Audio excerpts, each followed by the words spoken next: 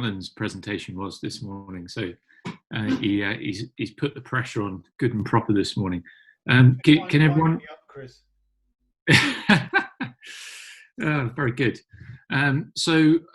I'll sort of start with a caveat, really. Although this is labelled a masterclass, I by no means would describe myself as a master at what I'm going to talk about.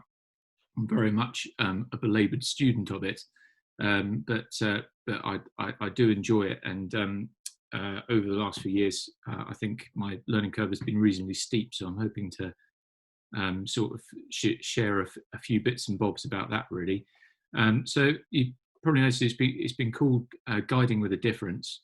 And really what I'm hoping to do is theme this whole thing about a slightly different product as a result of the guiding. So as opposed to just taking people down a river or on a journey, the product in this instance is to do with film and photography, about having to deliver that as well. And I'm sure a theme that's kind of run throughout is all about expectations. So really this is just a slightly different expectation for an expedition. So my main job, I work in a school, so most of the time I'm working with youths, taking them out. But on the side of that, I have done a bit of film and TV work, so providing safety cover, consultancy, that sort of thing. And I now have a photography education company as well, where I take people on tours. Obviously, that links in with the canoeing quite nicely as well. So that's kind of where I'm coming at it from. And the example that I'm going to theme all this around is actually an expedition that I did back in 2014. I picked it for a few reasons. Firstly, because it's canoe based, that seemed appropriate. But also because the product at the end of it was a film, and I made the film myself, and ultimately it's ended up in cinemas across the country. It's available on Amazon Prime. So it's got quite a wide distribution, quite a wide audience. So I thought that would be quite an interesting one, not least because I had to sort of fulfill all the roles. I was the guide, I was the planner, but I was also the cameraman, the sound man, all the rest of it. So that threw up a few issues. So I've got a few slides that I will attempt to show you. If I just share my screen, and I'll try and keep it to about 30 minutes if I can. So there's plenty of time for questions. Start that up. Right, could you give me a kind of wave or a thumbs up if you can see a big mountain scene? Yeah, that's brilliant, good stuff. A few different things that I want to talk about today, really. Want to talk a little bit about the logistics and how that might differ when you've got this different outcome to consider. How safety is impacted by it. As I said, it's all about this expectations, really. So there's the production expectations. What's the expectation of the actual project itself, and who's involved with that? When sponsors become involved, what are their expectations? What's in the can is all about kind of the film process, really, and then kind of finishing on the audience expectations. So with creating something like this, there's a whole group of people that aren't actually involved with the expedition at all, but you're still effectively accountable to. That they want something out of it that you need to deliver and consider before you actually do it. So starting with some of the logistics, I'm just going to start this sort of time lapse going in the background, hopefully. Most of the logistics are identical to any other kind of expedition, but there are some that are very specific to film, and a large part of it is just the sheer quantity of equipment that you have to take. So if you think of like a news crew for like a local news company or something like that, they would turn up with a full broad grade video camera. They'd also have a full mic and probably a sound guy on boom mics. They would have a selection of mics probably. They would probably have some kind of artificial light that they could pop up if they needed to, and all the rest of it. And that's just a small production. Obviously, full film, they're going to have loads more than that. Because we were on an unsupported expedition, It was just myself and my dad on a wilderness river in the Yukon. We were going what the industry would call super, super lightweight. For me, it was super heavy, but it was super, super lightweight. So we just had a main video camera, reasonably compact one, but it was broadcast grade, so it still came in a sort of massive Peli case kind of thing. We also had a couple of stills cameras, but even they were pretty chunky. And then we had GoPros, tripods, mics, loads and loads of batteries, loads and loads of cards, all that sort of thing. Notably, we didn't have a drone. It's kind of hard to remember back in 2014. There was kind of only the DJI Phantom 1 that you had to buy the camera for separately, and all the rest of it. So that the technology's moved on massively. Certainly, if we did it now, we would have that as well. So going back to that time lapse, pretty much the whole right hand side is all camera gear. So it's kind of ironic. I quite often sort of have a chuckle to myself that I spent years and years trying to gather all this super lightweight equipment, and then I at least double the weight by putting all my kind of basic camera gear on top of it. For this expedition, we managed to get our super lightweight camera gear down to 13 kilos. Which we were fortunate we had it in a canoe. Obviously, if that was on our back, it would be very, very tricky. Production company, which I was working with, weren't very happy about that. They actually wanted me to take a lot more batteries, a lot more cards, bigger cameras, 2 cameras, sound recording equipment, loads more. But that expectation jarred with what the expedition was all about, which was self-sufficiency, doing it ourselves. We would have had to have either a crew or some kind of gear drop where we could have picked up extra kit. And that kind of takes away from what the story was supposed to be about. So that even before we left was kind of differing expectations between the two things. In terms of like card memory, for example, if a BBC crew was going out to get a 2-minute excerpt, they would work on the basis of shooting 2 hours of footage to get those 2 minutes. So if you're going on a month-long expedition, in their heads, you need capacity for weeks of footage, which just wouldn't have been practical for this kind of expedition. So that's kind of film-based logistics. I'm sure you won't be able to see that because it'd be quite fuzzy, but this is a route card for the whole thing.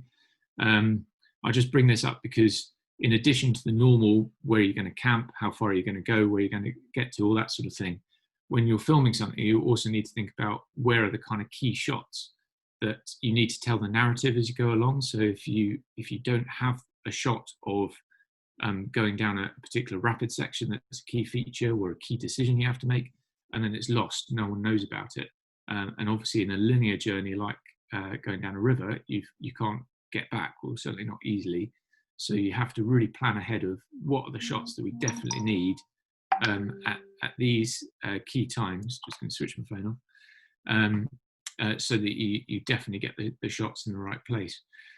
If you're really going into it, there are also kind of apps and planning tools that you can even work out where the sun will be at a particular time of day, so that you know that at 3:30 the sun will be perfectly coming over that mountain range and it's going to hit my tent at such and such time. So apps like photo pills, for example, are really good, and anywhere in the world at any given time you could plan where that's going to be, where's the galactic core of the Milky Way going to be, so I know I have to be up at 2 o'clock in the morning in order to get that time lapse of the Milky Way going above my tent or whatever else. So all of that can be planned beforehand and fits into the logistics of the trip.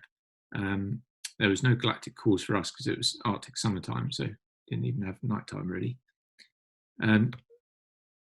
Also, going back to that kind of weight thing, funnily enough, we weren't restricted by the weight of the canoe. It was more about the float plane getting in, which I think on here I can see our kind of pack weight for the flight was limited to 640 kilos around about, including myself and my father's weight.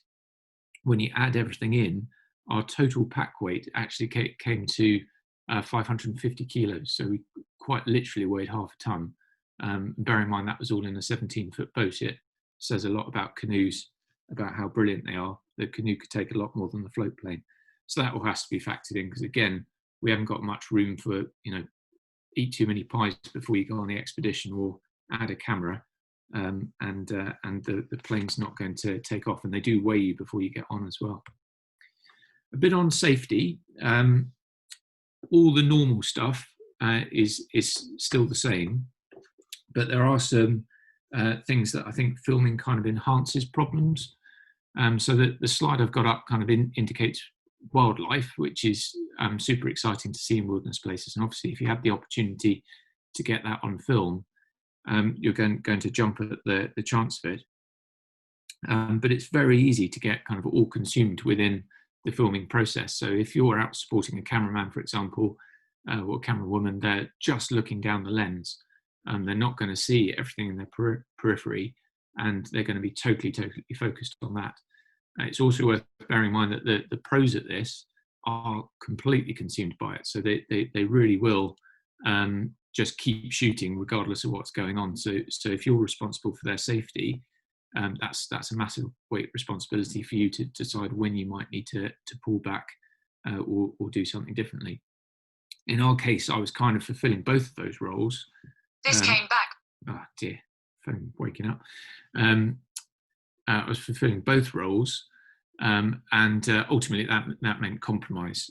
So there are various sort of different things that kind of came about, that I would have to kind of do both things. So, for example, with sound, if you had a proper sound person there, they would have the massive wraparound headphones.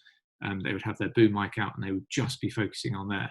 If you got that, there's no way that you could hear whether there was an animal coming up behind you, or someone was shouting that the weather was changing, or whatever else. You're just in that zone.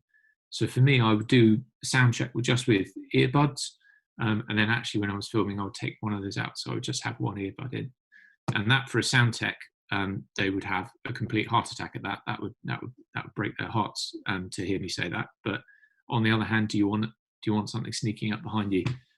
So in a big crew sense, you would normally have one safety tech per operator. So there would be somebody like me or yourselves, with each camera person, with each sound person, with each producer, director, etc., etc. So it becomes a very large crew very rapidly. And if you were out on kind of like a Bear Grylls shoot or something like that, that's what it would look like behind the scenes, including somebody coordinating the whole thing. And that makes it very hard to give a kind of authentic, and this is where they come into criticism, obviously, a kind of authentic wilderness experience, because you've got all these people here. So if you're doing it yourself, I would say at some point you have to compromise, or you're taking your chances that you're going to turn around with a perfect shot and there's going to be something lurking behind you. So just to kind of illustrate that, I'm just going to show you a little clip from the film, really, and I'll let you see it, then we can see what you think.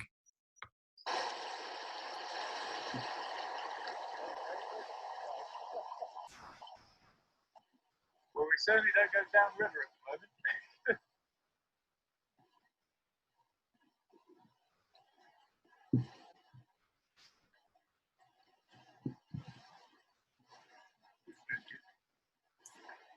They could be a bit grumpy.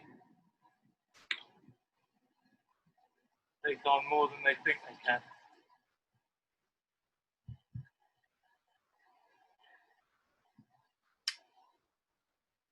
There's spray prepped.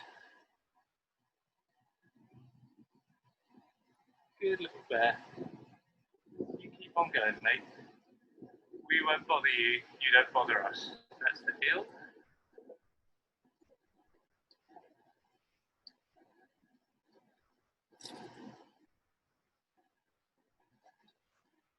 Keep your eyes up for any others as well.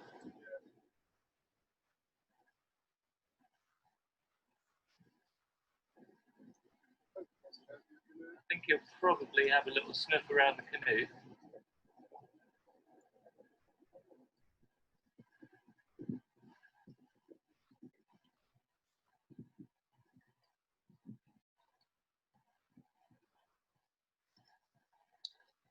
Taking a good sniff. We're now downwind of him.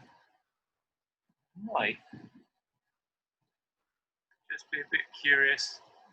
Whoa, deep there.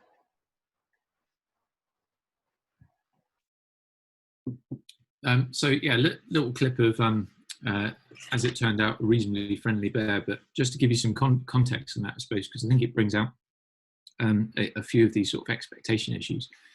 We came around the corner of a river, and there was this caribou standing in the middle of the river, and that was very very exciting because caribou is quite cool. It was very early on in our expedition, so I think it was probably maybe the second or third caribou that we actually saw, but certainly it was very picturesque standing in the river. So we beached the canoe, jumped out, went down the riverbank, and set up the camera. And I was having my kind of David Attenborough moment of, oh, this is amazing, filming this caribou for quite some time. And slowly it started kind of going on in my head, why is this caribou just standing in the middle of the river? That's a bit odd.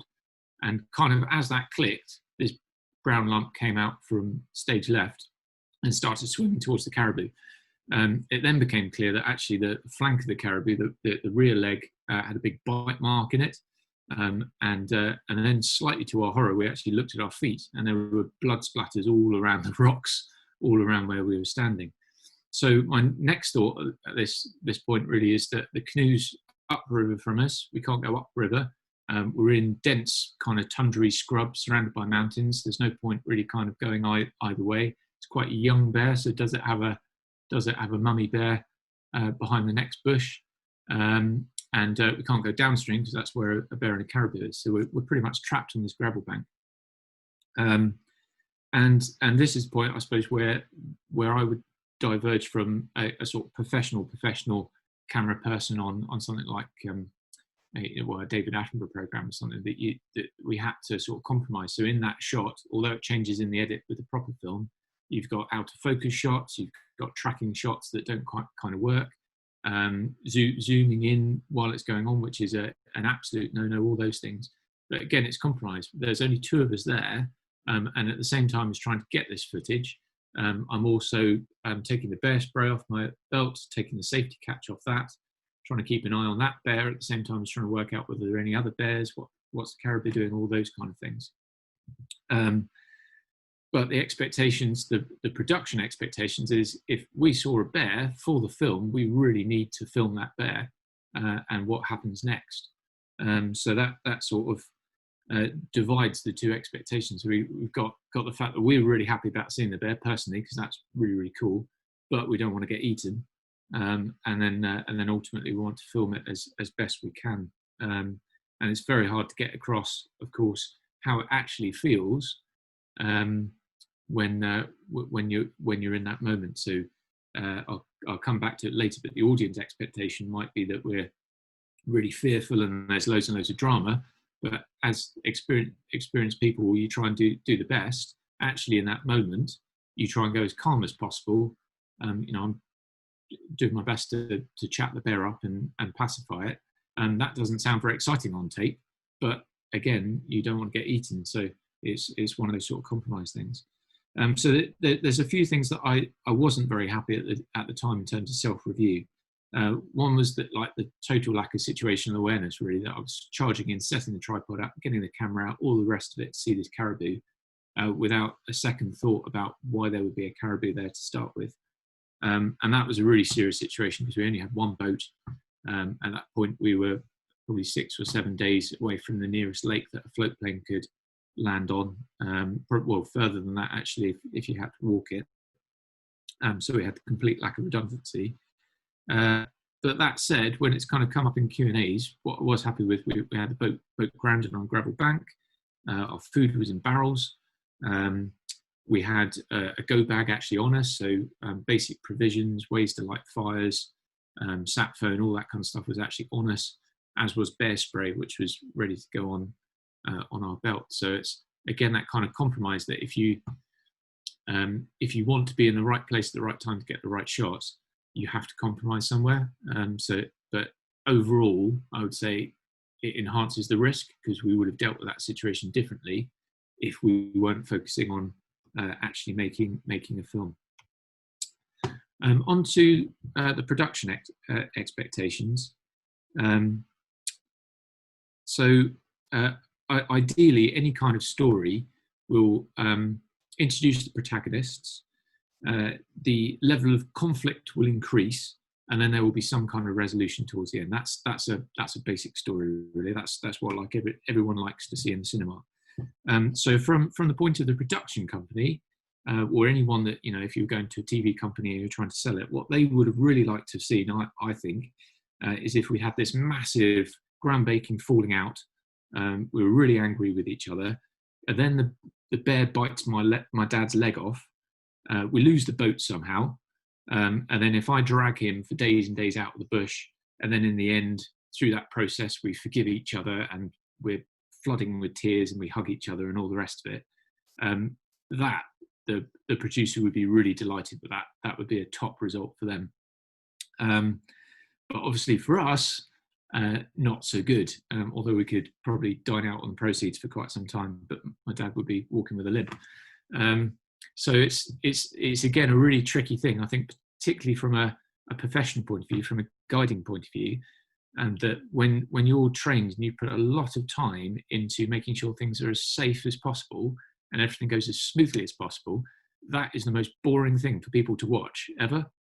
And that's very, very tricky, because you then get into, well, do I create some tension?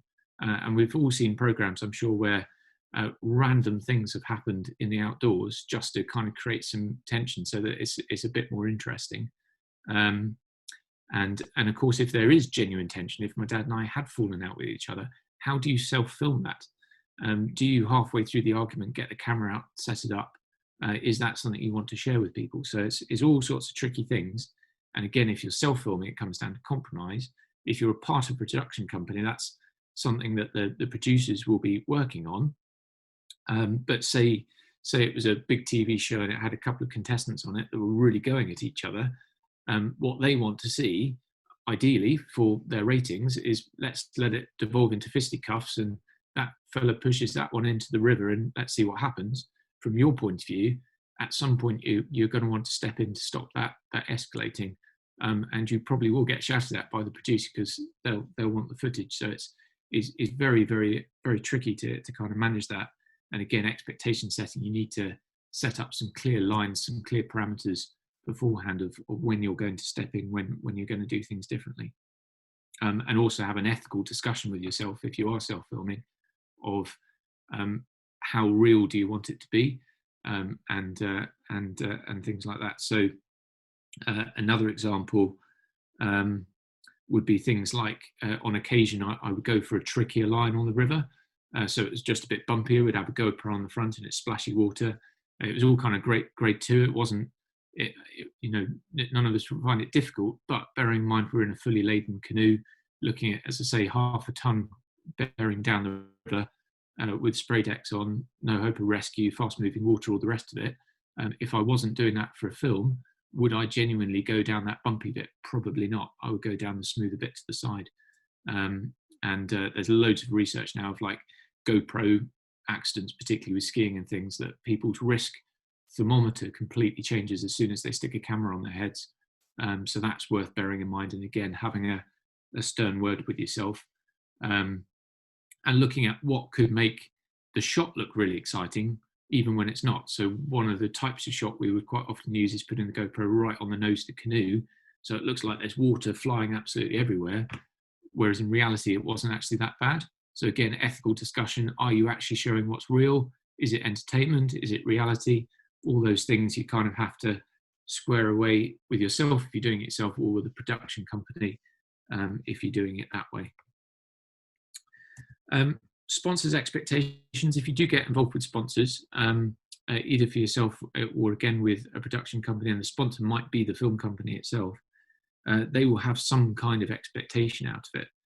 And the main thing I would say on this is that, like anything, it's worth clarifying ahead of time exactly what it is that they want out of it. So without kind of going into the companies, because it probably wouldn't be professional, though I'm sure you can work it out from the pictures. We had quite sort of differing expectations from each different sponsor. So one of them that really kindly actually sought us out, our first sponsor, and I was over the moon, because to try and get a sponsor is very, very tricky, and to actually have them reach out to you is brilliant. And they supplied the top that's in this shot. Um, and at at the end of the day, when we came back, they were like, "Oh, thanks very much. I think originally we were going to loan it, but if you'd like to keep it, that would be absolutely fine." It's like, "Oh, that's very kind of you. That's very good."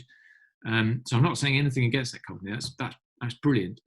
But when you think that the retail is maybe £70, £90, something like that, production maybe £15, £20, something like that. For £20, they've had 20, 30 professional grade photographs that they can use for anything. It comes up in most scenes in an hour and 26-minute film that's toured the UK nationally. It's been seen by over 40,000 people on Amazon globally. That's quite a good return on investment for 20 quid. So it depends what you can offer at the end of it. On the flip side, a well-known clothing company, I shall call them, again supplied us with loads and loads of kit, came in a massive great big duffel bag, and there was and they were clear that there was no expectation at the time. I wasn't able to say it was going to be in cinemas or worldwide. It might have just been on YouTube, and they were more than happy just to supply it because they really liked the idea of the trip. So that was different again, and provided us with loads of freedom, and actually kind of motivated me to kind of do the best job I could for them, because I thought that was really, really good. And actually it led to a continuing relationship as well. And then finally, there was another company that helped us with the communications, and they were super specific. And I quite like this really. They required 10 professional grade photographs. They required, I think it was a video review of the product, and they required a bit of footage of actually using it for real. And that was put in a contract beforehand. So we knew exactly what would keep them happy in return for the service that they were providing us for. And that felt really good. And I encourage you to kind of explore that if possible.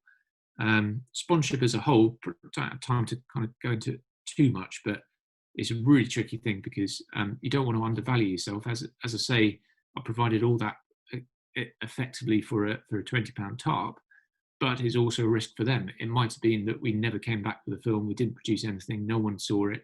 We could have been, or maybe we were complete muppets, and it's actually not very good for their brand at all. So that's a big risk that they're taking. I would definitely say never look for free stuff. So the worst thing that companies absolutely hate is, I'm doing this trip, can you give me some free stuff? I think you always have to look at it that they're looking for a marketing opportunity, and that's effectively what you're selling them is advertising space. So you need to be very clear on what you can deliver, and very clear on what you need, why you need it, and how that will be displayed to best effect. And then you have to deliver the product at the end of the day. And then I'll just finish with sponsors of a kind of really random thing, that when we premiered the film, a lady came up at the end and she introduced herself, and it turned out, I live in Cornwall. Randomly, she lives in Cornwall, but she works for Yukon Tourism. She's the main Yukon rep. So after we'd already produced the film and everything, they actually came on board as the sponsor for the UK tour. So we're suddenly in this random position of receiving a nice big chunk of money from the Yukon government to effectively work for the tourism board to have our film go all over the country, which was absolutely brilliant. And that again was an amazing piece of sponsorship, because they required no artistic control over the film at all. We'd already produced it, they liked what they saw, so they gave us the money, and as in their words, we were doing the job for them. They were quite happy for people to sit there, look at how nice the Yukon was, and hope that people bought tickets there. So that they felt that was a good return on investment for them. You could have a sponsor that's very, very stringent on what they want that to look like at the end. So again, ethical discussion with yourself. Is it actually worth it for a bit of gear, which ultimately you could save up your pennies and get yourself, against what you actually want to produce, and how that's going to affect it. But certainly if they've given you something, they're going to want something back. So that again is a responsibility to provide, which leads us into what's in the can. So this is kind of like a filming term, I suppose. If the can is what's on your memory card, would have been in your film can at the end of it, of what you actually record, what you come back with. And it's quite a thing in the kind of film and telly world, that if it's If it's not in the can, it never happened. So you could have the most exciting scene that ever happened, a romance developing, a bear attack, or whatever. But if it's not on film, it didn't happen. There's no point even kind of mentioning it because you've got no kind of visual evidence of it actually happening. So that's very tricky. You've also got the thing that anything that hits the editing room floor also didn't happen. So the people that have seen our film have seen an hour and 26 minutes. Arguably, it's too long. It probably should be about an hour. But that's devolved from over 100 hours of footage. So there's still, and I honestly can't remember what's on those other 99 hours of footage. There must be something, but I genuinely can't remember what happens because it's all kind of now revolves around the finished film. So you can sort of fudge around events by getting B-roll or getting nice scenes of the river going past, birds flying across, time lapse, all that kind of thing. But this visual evidence, the storytelling, the kind of main meat of what's happening on the expedition has to be caught on film. And that quite often, particularly if you're filming yourself, means getting the camera out when you really don't want to. And in fact, the most interesting footage comes out when you really don't want to. So when you're really tired, when you're wet, when you're having an argument with someone, when everything's going wrong, that's when the film has to come out. And if you're also the guide, you have to weigh that against, are we actually genuinely going to get into trouble? And can I have both hats on, sustainably doing that? And that, of course, is why bigger crews have people doing both jobs. I think I mentioned before, but just to kind of like re-emphasize, when you're working with professional production companies, camera people, sound people, they are so focused on what they're doing. They would die to get the footage that they want quite often. So you do have to be really cautious of that, and particularly if you're on a quite a sort of low, not necessarily low budget, but a compact expedition where you're relying on them to do things as well. So colleagues of mine have had situations where they've been like rafting. It's been a TV company. There've been contestants on it. The contestants have fallen out of their improvised raft. They've been in the water. The whole like production company is filming that, trying to get it all on film because that's the tension that they want in there. And then they've ended up in white water that the local guides didn't know about. As a guide, as an outdoor professional, you're going to want to be pulling those people out. What the camera operator wants is the footage of those people really struggling in that white water. And certainly with my colleagues, I had the camera person like completely leaning over the side of the boat, potentially causing a capsize and escalating the issue. So it's not always something that sits easily.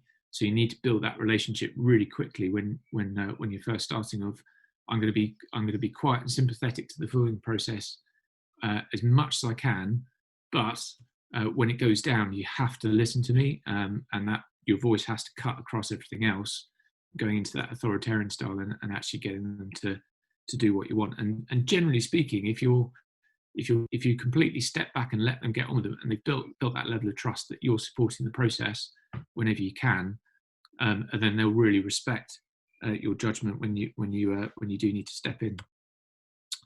And then finally, I just wanted to talk about audience expectations, because this is the bit that really you've got no control over.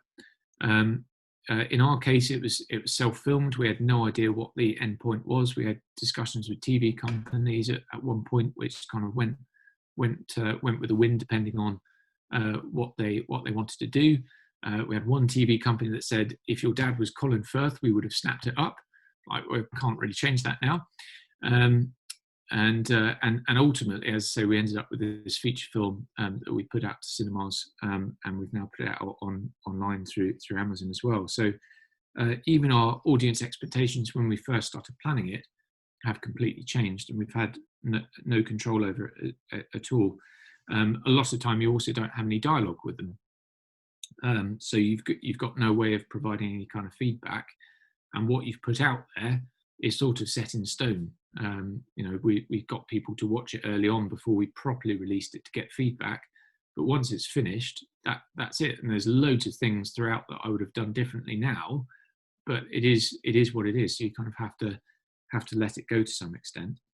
And if you are involved in a project like this, would say that the things that will always connect with an audience and reach their expectations is any kind of emotional human story. That's what people really kind of connect with. So that the fact that we're going into wilderness areas is brilliant. People want to see that. But I'm sure we've seen YouTube footage of people going down rivers with a GoPro on their heads, and it's like half an hour of going down rapids. We all like going down rapids, but do we want to sit watching half an hour of going down rapids? Not as much. If there's some kind of human element in there, it instantly becomes a lot more interesting, even if that's just pausing on the side of the beach and having a brew up and laughing amongst friends and then paddling off down the river. That makes it a bit more interesting. And this, of course, is one of the main reasons why the camera has to be rolling, even when you don't want it to, because those things that I suppose, again, as guides, we almost try and disguise in a way of weaknesses and making mistakes, all of those things that we don't necessarily want to portray to clients on film. That's what makes it more interesting. So that's something to get your head around as well. You also need to be super open to criticism. So I just wanted to finish by sharing some of our delightful reviews from some of our audience. So I work in a secondary school and I work with teenagers. So I'm reasonably immune, I think, to criticism. The producer gets quite upset about some of these reviews and would be very disappointed if she knew I was sharing them with you, but I personally find them quite amusing. So our first gentleman says about the film that we slaved over for 5 years and put our lives on hold to produce. He says, sedate, boring and cold. There are many things lacking here, but the biggest was emotion between father and son. How they can spend a month alone and still be so very far apart, well, the mind boggles. The call on Mount Royal was the wrong call. If you'd pushed through that, this film and this adventure would have been something different entirely. So he's not very happy. To give you some context on the Mount Royal bit, we were trying to climb up a mountain essentially, and it got too dangerous, and I made the call to come back down. And we explained why we did that in the film. And the main reason was even if we twisted an ankle or anything at that point, we were out of range of helicopters. We were at least 2 weeks paddle to the next place that a float plane could get into. It was exactly what I've been talking about, really, that the benefits of getting to the summit and having that hero shot of woohoo, we've got to the summit, didn't match up with if we have even a small accident here, we will die and we're not coming back. And I think most people appreciated that, but this fellow didn't. Next, reasonably harsh review, and this one does make me giggle as well. I thought this was going to be a real adventure, but despite some amazing scenery, it was two blokes go on holiday and have a really nice time. They didn't really do much apart from canoeing and camping. So I'm not entirely sure what this person thought that a canoeing expedition was about, other than canoeing and camping, but she didn't like it either. So those are the people that you can't please, and we've got no control. I've got no way of starting a dialogue with that person that was talking about Mount Royal and explaining again why I made that decision. I can't talk to this lady that doesn't like the fact that all we did was canoeing and camping, as opposed to something else on a canoeing and camping trip. But on the flip side, and what you kind of have to hold on to, and this is the bit you don't have control of it, on the other hand, we have people that say things like, inspirational, what a fabulous documentary, fabulous filming of this territory, and a father-son trip that really made my husband and I consider the importance of involving the family in challenging situations which inspire and inform both generations in the way we approach life, booking that trip now. Next one is, they share a companionable space as they set up camp, eat together, and yes, talk, adult to adult, man to man. It's truly moving and brought a lump to my throat. This is a quintessentially British film despite the setting, and if you have a heart and appreciate the great outdoors, you'll love it. And then finally, an absolutely inspiring film. This is one of the best adventure films I've seen. It captures the enjoyment of the everyday outdoor lover. When I saw it in the cinema, there was rarely a moment where I wasn't smiling at the sheer joy it gives off, full of heartwarming and funny moments. So I'm not sort of saying it's one thing or another. Because it's my project, I'm proud of it, but there's a lot that I don't like about it. I'm very self-critical of it. But that's just sort of illustrate what a kind of range of different emotions that struck with different audiences. For some people, that's the worst thing they've ever seen. For other people, that's that sort of changed to some small extent the path of their lives, because they're booking on a trip or they're engaging with their family. We've had loads of photographs through of people taking their kids canoeing locally and on lakes and stuff, having seen the film, and that for me is the joy of it. And I think that hopefully illustrates also kind of where your role as the guide, when you're doing it differently, kind of extends beyond the trip itself, that we all get into guiding and the outdoors to introduce people to these wonderful landscapes and how you can do it. And film allows you to do that on a massive scale if it's done right. So even with various people that are taking down rivers, there's no way that I could reach the 50, 60,000 people that this film has reached, that have all kind of taken something away from it, even if that's that they never want to go camping again kind of thing. So that hopefully hits those expectations. So that's a rattle through with the difference. Does anyone have any questions? I don't know whether, Dave, do you want to compare, or do we do a little thumbs up, or? I can see Alan's got his hand up. I can't. As ever. I can't see anyone else. I was just going to ask you, Chris, how on earth do you manage the power over a month? Was it all just solar recharging, or did you just have to carry massive amounts of batteries? A bit of both. Natalie, I've got one here. We had power packs. It actually fell. I don't know whether you remember, but 2014 was when there was a terrorist attack that was attempted by lithium batteries. Yeah. But that caused us a last-minute panic because my rucksack was literally filled with lithium batteries. So I had an A4 sheet with battery capacity of every battery we had going, and we're showing it all. And that was a bit of excitement.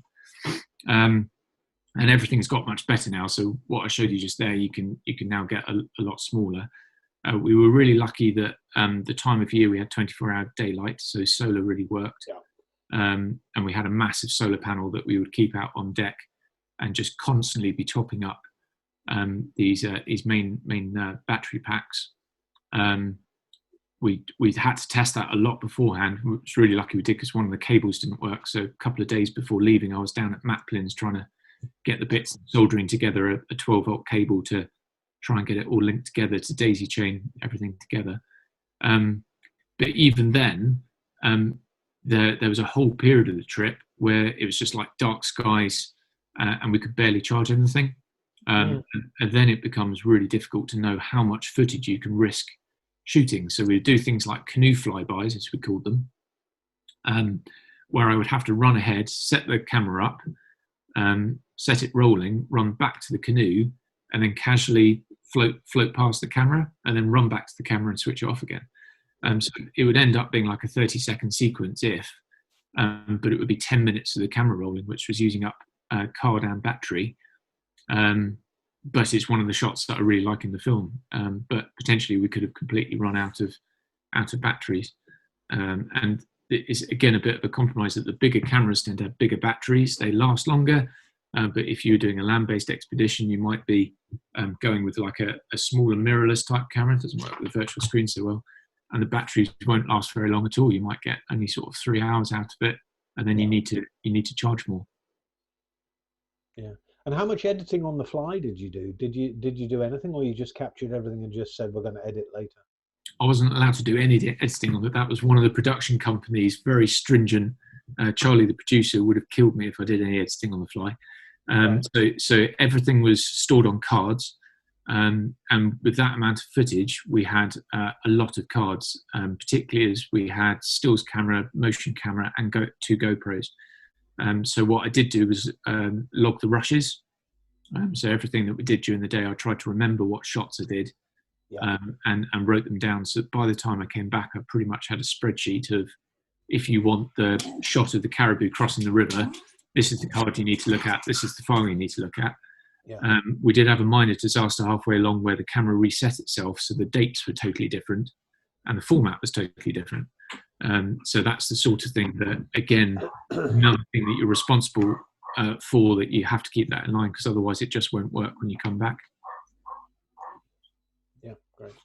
Chris, to what extent did you go with a list of shots that you wanted to capture versus just film as much as you can of as many things as you can? Yeah, we couldn't commit to like a sort of scattergun approach, so to speak, because of the problem with the batteries in the card. So we did actually have to be reasonably tactful with what we with what we went for. So we had a number of story arcs where we would think mini story arcs, really. So the big one was obviously, we're going to land in the plane, we're going to go down the river, and we're going to end up in the Arctic Circle, kind of thing. The smaller story arcs would be things like, how would my dad's canoeing ability go on, because he hadn't been in a boat for a very long time, apart from our sort of training things. How would our relationship develop? What would the food be like? Would our cooking improve, or would the type of food that we... So we had all these little arcs, and we had it on a massive, great big bit of like wallpaper, lining paper, of all these different things that I had to look at.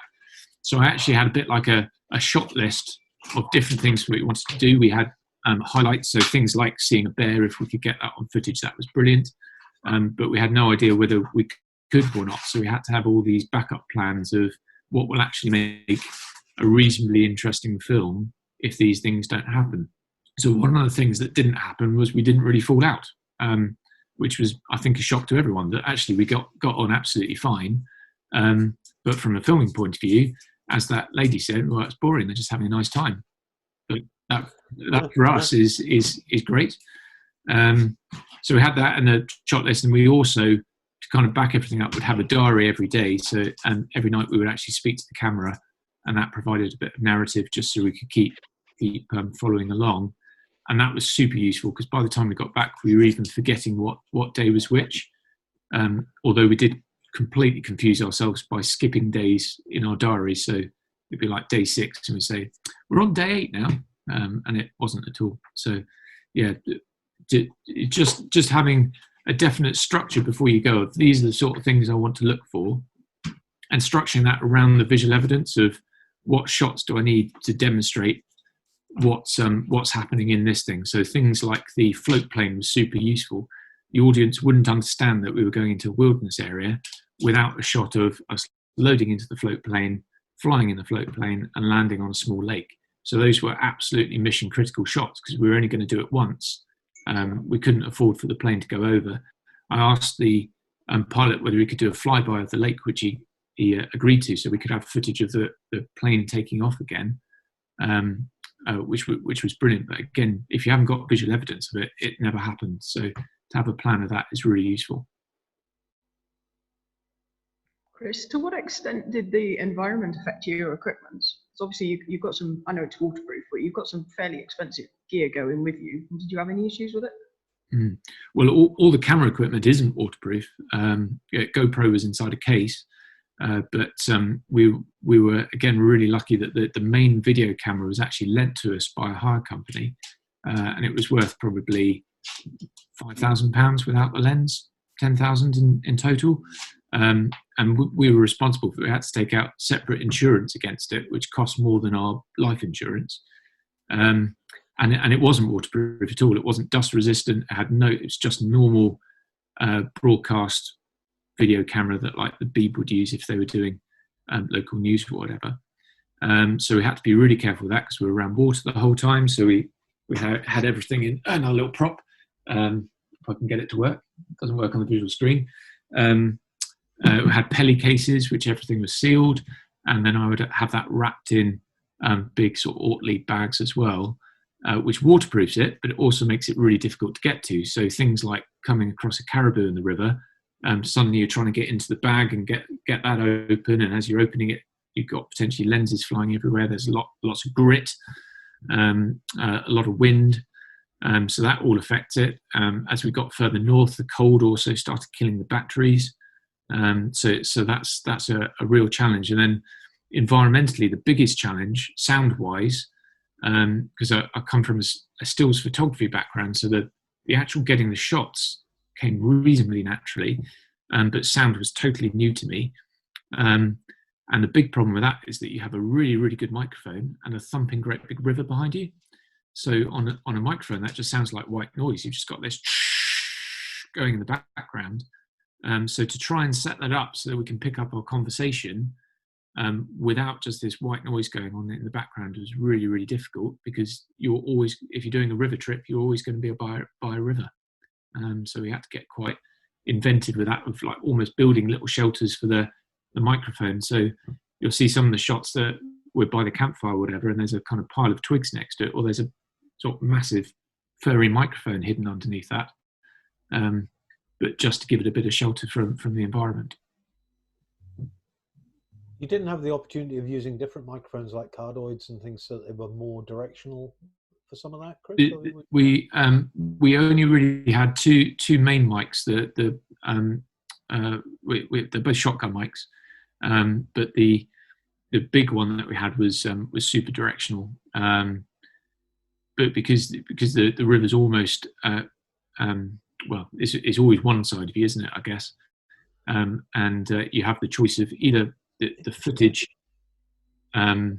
showing the microphone facing the camera, so it's the end of the microphone's away from the river, but it's facing the camera, so you've got the river in the background, which provides context, or you shoot towards the woods or whatever, which were much quieter shots, but then don't have any context that you're on a river trip, because you're just looking at trees behind you. So again, most shots had to have a bit of compromise, that we had to get quite creative in what kind of direction. We didn't have lav mics. Doing it again, I've got a film project that was supposed to be happening this summer in Nepal, and it's for obvious reasons it's going to get bumped. But one of the things I've invested in is lav mics, so that we can, general rule of microphones, closer to your voice it can be. I would definitely have those, and I would also have a separate audio recorder. So you've got a bit of redundancy. You've got it in camera, but you've also got the audio recorder. So if you've mucked everything up on the camera, you've got backup sound as well.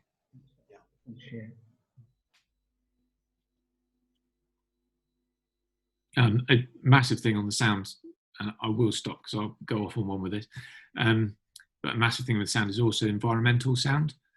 So the flip side of things like the river is it's well worth just getting like 10 minutes of footage of the bubbling brook going past, and this would be the same case with like you're kind of out for the weekend on a UK river making an interesting YouTube film of just having environmental sounds, birds going over, because you can always detach that audio from the video and lay it over bits that have terrible sound. So GoPros are notorious for terrible sound, so it's always quite handy to have decent sounds, and even like most smartphones will do better sound than a GoPro, of having a bit of environmental sound that you can slide in afterwards. Can you put it down so I can say something?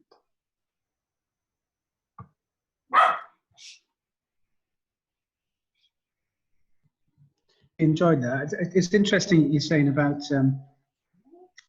producers and the TV guys wanting that conflict and drama and all the rest of it, and it's horses for courses for people's perspectives, I think, because I don't know if you guys recall a program quite it was on not too long ago really. It was about a reindeer drive, and it was the purpose of the program was not to have that conflict and drama. It's just to give an idea of the traditional way of life that these people had just during this that reindeer drive. So there was no over commentary, no drama really, but just had a sense of that quiet journey that they were on as part of their lives, and I found it really, really interesting. So it just depends, what people's perspectives are, I guess. Yeah, I'd agree with that. And you're definitely not going to please everyone anyway. So on the basis of that, why not make what you want to make, really? And it's obviously different if you're with a big production company and there's a definite outcome. If you've got a sort of 10-part series that needs to be on at 6 o'clock in the evening and needs to appeal to 24 to 35-year-old, Yeah. whatever demographic, and then you'll need to be very targeted.